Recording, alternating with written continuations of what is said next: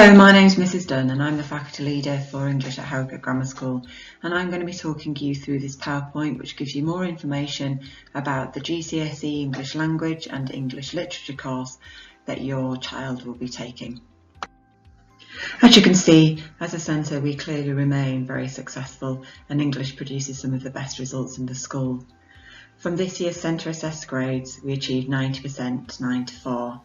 But you can see how clearly that was in line with the results from 2019 at 87%. This clearly demonstrates that our internal marking and our internal assessment is clearly in line with exam output. So in English GCSE, students actually receive 2 GCSE grades, one for English language and one for English literature, and we teach those courses consecutively side by side because the skills are very complementary. So for the English language grade, students will sit 2 exams. The first exam paper being English language paper 1, in which students are asked to take a reading comprehension, questions 1 to 4, and then a writing question which asks them to demonstrate their creative and descriptive ability, as well as their accurate and sophisticated literacy and sentence and paragraph construction. Language paper 2 asks them to do something similar to language paper 1, but they have introduced a more challenging reading material. So instead of one piece of fiction to read, paper 2 asks them to read 2 non-fiction pieces, one written in the more modern times and the second probably from the 19th century. Again, there will be questions 1 to 4 based on comprehension and reading skill, and then there will be a writing section which asks students to give their viewpoint. They're asked to argue and persuade as successfully as they can, again being awarded for their cohesion, their literacy and their ability to formulate a convincing and compelling argument. The second award students will achieve is an English literature grade. And similarly to the English language papers, there are 2. Paper 1 then asks students to respond to a Shakespeare text and a text from the 19th century. We study Romeo and Juliet as our Shakespeare play, and we read Jekyll and Hyde as our 19th century novel. So English literature paper 2 sees students challenged that little bit further, in that they are asked to cover 3 different sections of an exam. The first section of the English literature paper 2 is asking students to answer a question on what is termed a modern fiction or drama text. And this is where teacher choice comes into play, and students will study either An Inspector Calls, Animal Farm or Lord of the Flies, and the class teacher will determine which of those texts they feel is most appropriate for that class. This will be told to students prior to them reading this story. The second section then is students read and study one cluster of poetry. This poetry anthology is called Power and Conflict and is given to us by AQA.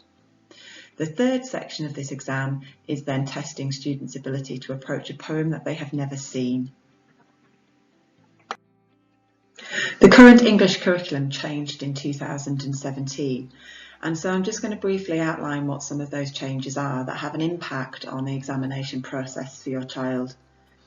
There are in English no alternative pathway, so all students follow the same course and sit exactly the same examinations. There is no tiering, there is no higher, and there are no foundation papers, so every student sits exactly the same paper, which gives every student the potential to achieve as highly as they aim and as they produce in the exam.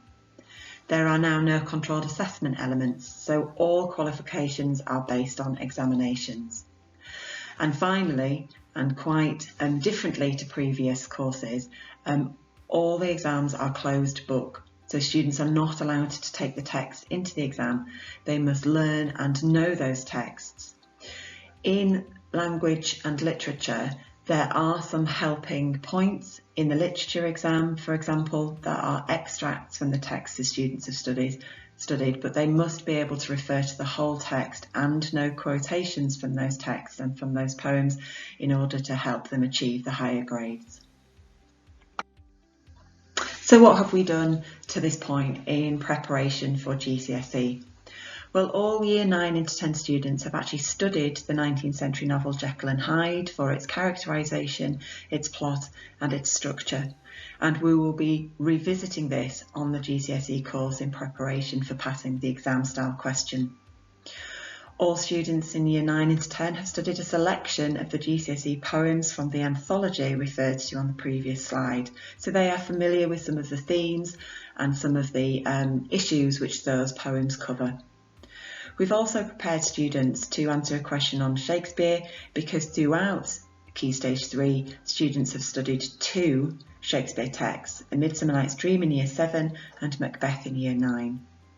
Equally, for the question 5s on language paper 1 and 2, students are very familiar with the Big Write lesson which we have practiced throughout Key Stage 3, which has seen them rehearsing those writing skills all the way through Year 7, 8 and 9 in preparation for the demonstration of those key skills at Year 11. We are also, as teachers, now very familiar with this new curriculum, and our results clearly demonstrate that we have prompted and taught and mentored students through this new course in order for them to be as successful as they can.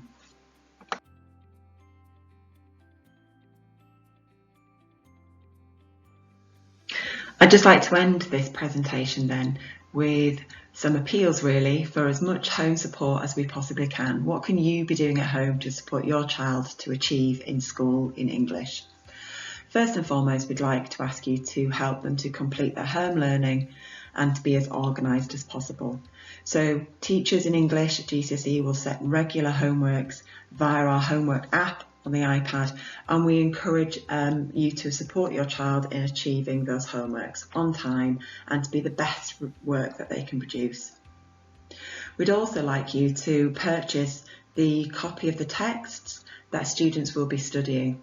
Particularly at this time and during the COVID pandemic, it is really advisable that students have their own copy to be able to annotate and to take in and out of school. And we will be in contact further about how students can do that, but we as a school will purchase those texts and you will be able to buy them from us. So further information will come out to you about that soon. We also want you to encourage your child to read as widely as possible, not only the set texts which we study, but both fiction and non-fiction texts. And whilst we encourage this through school and through our lessons, we ask that you do the same at home. And there is a reading list available on our website with choices that your child might enjoy reading. Equally, we encourage the continuity of attendance to lessons, and I know particularly at this very challenging time that can be quite hard when students perhaps have to self-isolate or at home unwell. We just appeal for you to be in contact with school to let teachers know that, and where possible to ensure that students access our online lessons. And last of all, and I'm sure not the most difficult one, is to encourage students to have their own opinions. Every student very clearly has an opinion and can voice them, but we'd encourage you to have those conversations in a sophisticated way as possible, to encourage students to build a viewpoint, to share a viewpoint, and to ensure that they are then confident enough to construct an argument when it comes to sitting an English exam.